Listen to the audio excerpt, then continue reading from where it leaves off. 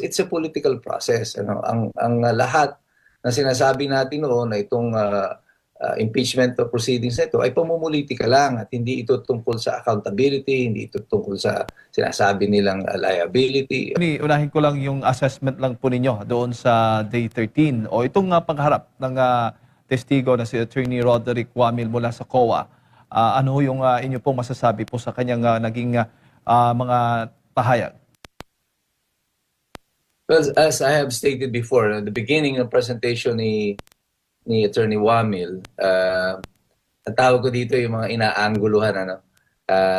It appears that si Wamil ay umaanggulo para ituro ang liability o na may liability si Sara Duterte, si VP Sara, doon sa sinasabi nilang pagre-release ng mga confidential funds. And that is expected of the prosecution to do. Kaya marami ang mga tao.